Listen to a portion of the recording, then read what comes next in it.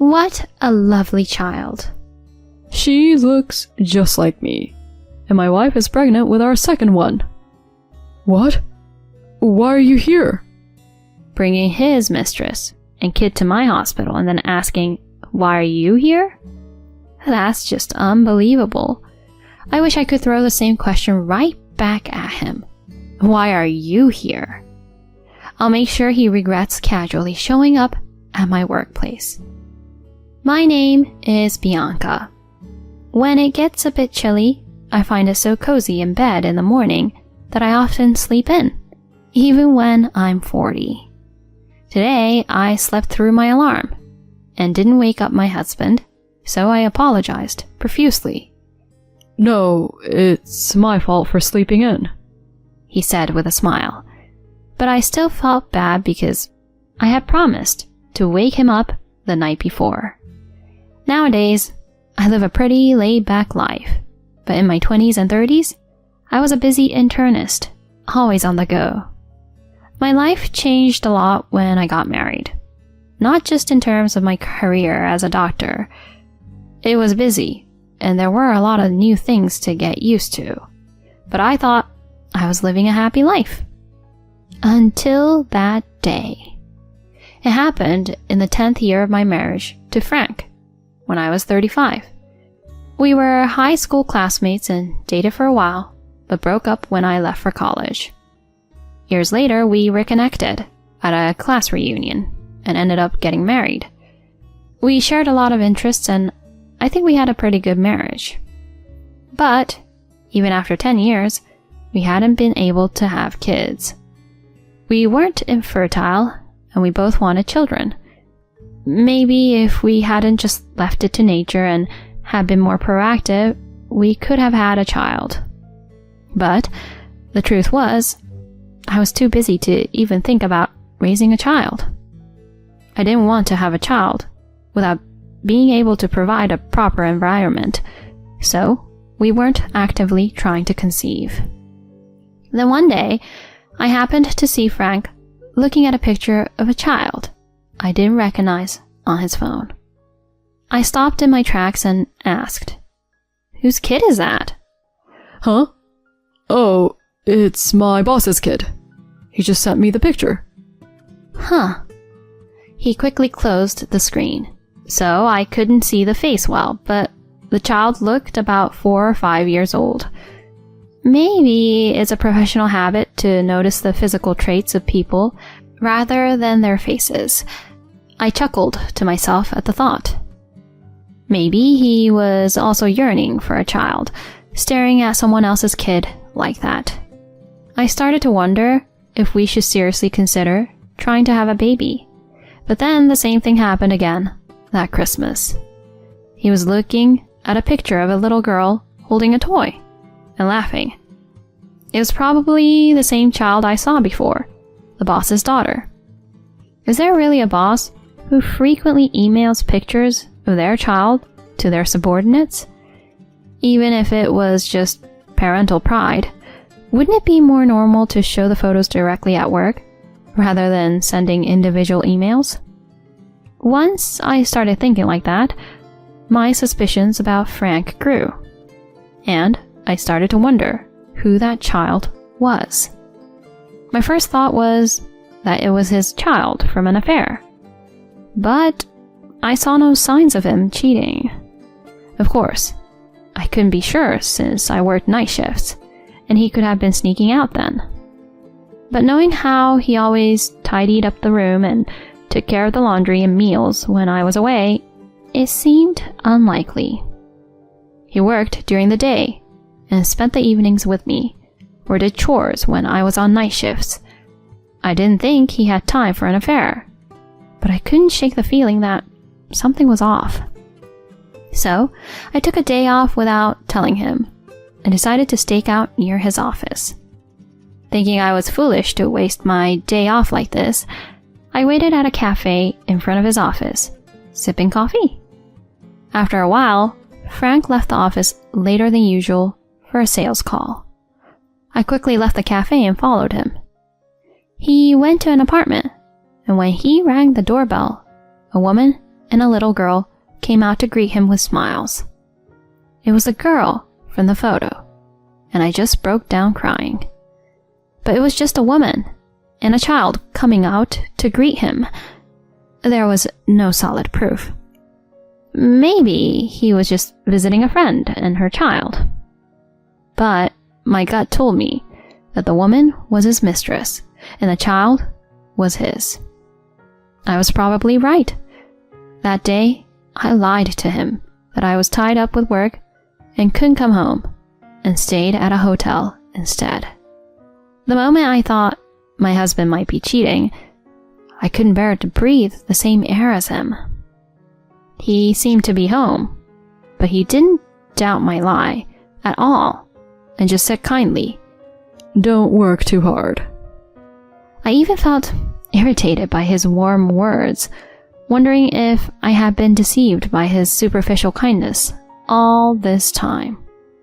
I couldn't stand him anymore, seeing him as nothing but filthy, and I didn't even want to talk to him. Even after I returned home, the atmosphere was terrible. In front of me, he would say things like, "You must be tired. Poor thing." But whose fault was that? I used to appreciate his kindness, but now I couldn't feel that way anymore. Was this what it felt like to fall out of love with someone? Honestly, I had no idea about divorce at the time. Or rather, you don't research these things unless you're considering divorce. Nobody gets married with the intention of getting divorced, after all. After that, I started learning about the law and gathering evidence, steadily preparing for divorce.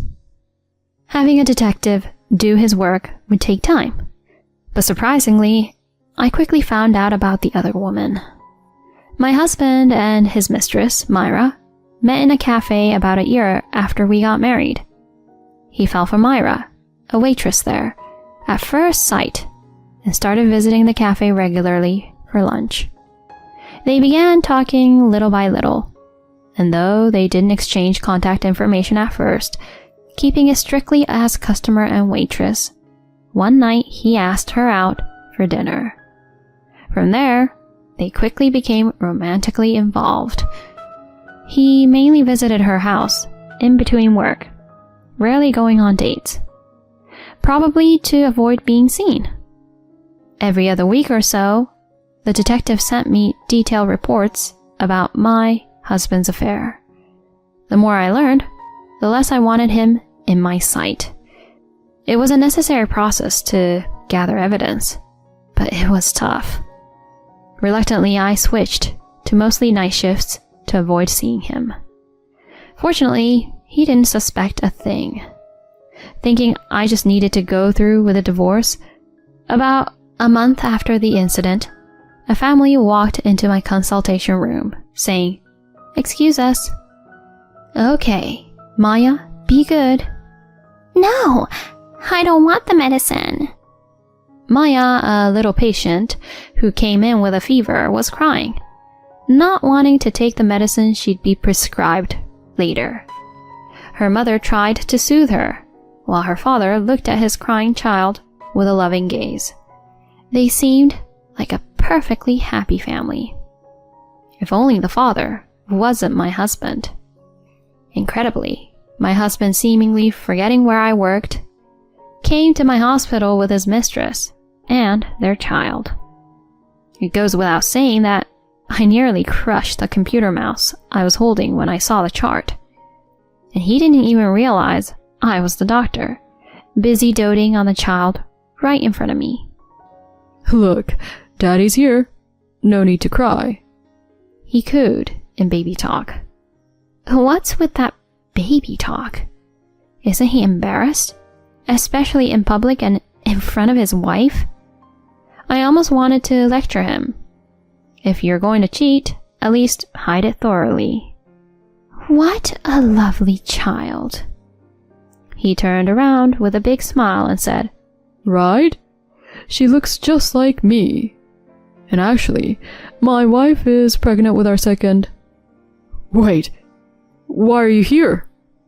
The moment he saw my face, his expression froze. But I said with a smile, "Could you please keep it down in the hospital?" But this isn't your hospital, is it? Oh dear. Didn't I tell you? I help out at this affiliated hospital twice a week. Did you forget? Frightened by my smile, his face turned pale, and Myra, his mistress, worriedly asked, "Are you okay?" What a lucky girl Maya is to have such great parents. Ah, Myra replied, clearly confused about why I was suddenly praising them. She seemed unsure what to say, but managed a polite, "Thank you." Meanwhile, my husband was trembling and eventually collapsed to the ground. honey, are you okay? You don't have a cold too, do you? Are you feeling sick? She asked him, but he couldn't answer. Interesting. Even my husband wasn't shameless enough to be called honey by his mistress in front of his wife and respond with, "Yes, dear?" "Is your husband okay?" I asked sarcastically. Then my husband, with a forced smile and a strained expression, was sweating profusely and looking off into the distance. Seeing this, Myra suggested, Hey, if you're feeling sick, why don't you see the doctor too? "That's a good idea. Maybe he should consider surgery to prevent having more children. That would be good not just for his health, but for his life too." What? She looked at me shocked, while he twitched beside her. "Ah, don't make such a face, dear. I've known about your affair for a while now." What? My husband, who had been reacting like a broken robot, suddenly seemed to come back to life. He looked at me seriously and said, "I was gathering as much evidence as possible for a divorce to be in my favor, but it seems I won't need it now." "What's the matter? Too shocked to speak?" "Oh, looking at her up close, she really does resemble you. Such a cute child," I said with a smile that masked my anger. My husband was frozen stiff. Oh, wait. This doctor is... Myra began, turning to my husband, who gave no response, but seemed to realize that I was his wife. I didn't know he was married at first. She suddenly started defending herself. "Is that so? Well, my condolences, but you must have known at some point that he was married, right? Not going on dates and always meeting at home to avoid being seen? And still, you had a child with him and continued the relationship without any apology to me. Regardless of how it started, you're equally guilty." I'm sorry. She apologized awkwardly, avoiding my gaze.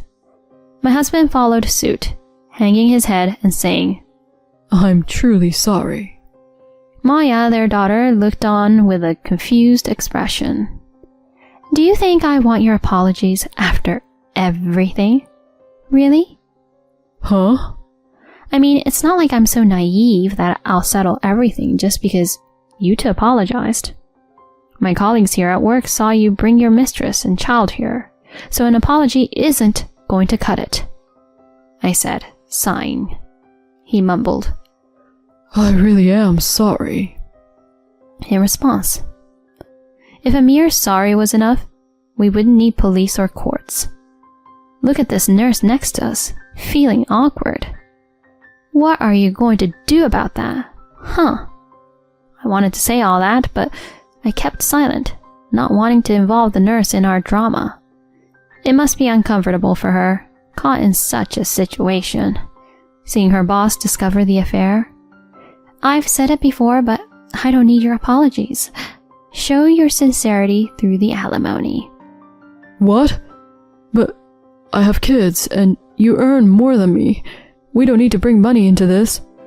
So just because I earn more, I should refrain from receiving alimony, an apology in monetary form? Isn't that absurd? You apologize with words, but refuse to pay? What a small-minded man. You brought this upon yourself, so pay up generously. You're so arrogant. You're just after money. I don't have to listen to such an ugly accusation. What else can you offer me right now that would satisfy me? The only way you can show your sincerity is through money. Unless, of course, you want to be my housemaid for free for the rest of your life. But then you'd have to quit your job and have no income. Sounds like a tough choice, right? I could offer you my love, maybe. That's the last thing I need right now, I snapped. I thought he was joking, but he looked genuinely disheartened. No good, huh? He mumbled, crestfallen. After fathering 2 children with another woman, he still thought his love could win me back? Utterly delusional.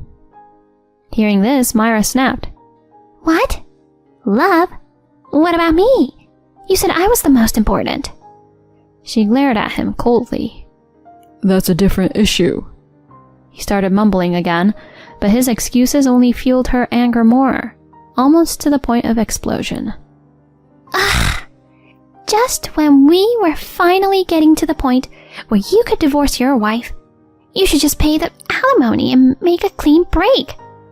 I decided to have the second child because you said you were going to divorce in the future. You keep saying you'll divorce but never follow through. You've done nothing about acknowledging the kids either. If you're going to be so indecisive, I'll make sure you acknowledge these children and get child support from you before I leave you. I'm a mother now, and I can't deal with your indecisiveness. As she ranted at my husband, he tried to calm her down, saying, Don't get so angry. But his weak attempt only added fuel to the fire. She heated up and was about to throw something at him, but the nurse and I stopped her. Anyway, after the divorce, whether you remarry your mistress or do whatever, I don't care. I'm not interested in you anymore. He looked dejected at my words. The idea of being discarded after having an affair must have been frustrating for him. More importantly, since you've fathered children, you better act responsibility as a parent. Whether it's paying child support to Myra, marrying her, or showing some sincerity. This is not about you two. It's for the sake of Maya and the unborn child. Make sure you don't ruin their lives. Despite my anger, which he had never seen during our marriage, he seemed to understand and replied, I will take it to heart. After raising my voice in the hospital, I got scolded by the medical director, but I successfully divorced my husband. As I had declared, I received the alimony I asked for, and the property division went as I wanted. Frank did remarry Myra. She seemed to have decided to keep a tight rein on him, thinking, I can't let this indecisive man do whatever he wants. He has to report to her if he's coming home late and is obligated to call before coming home. He hardly has any free time on weekends and is forced to spend it all on family activities. She manages all his salary. He has to bring lunch she prepares every day, and he must declare any purchases he wants to make. This is all because of her love for him, to keep him from wandering off. But it seems he's getting tired of her overbearing love. Well, it's a relationship that started with an affair, so it's natural for her to feel insecure. It's his own fault. Still, he seems to care for the children, spending weekends on kindergarten events or going to amusement parks, so my wish for the children's happiness is fulfilled. I'm relieved. It would have been bitter for me if 2 children had become unhappy because of my divorce. I'm glad it didn't end in sadness. As for me, I was assigned to a distant hospital and ended up remarrying a man I met there. Now at 39, I'm the mother of a little girl I had with him. I had thought I would never get pregnant, especially since there was no sign of it with my former husband, so it was a big surprise. I used to think I didn't want children because I was busy or couldn't conceive, but now that I have her, she's so precious to me. My world revolves around her. She's the first thing I think of in everything I do. Maybe it was just not meant to be with my ex-husband. There must be such a thing as fate. Maybe I didn't conceive with my ex-husband because we were meant to divorce. With my current husband, I got pregnant almost immediately after marriage, and everything has been surprisingly smooth. Maybe we were also destined to marry. It sounds like a dreamy girl's fantasy, but why not? Women, no matter their age, always long for romance.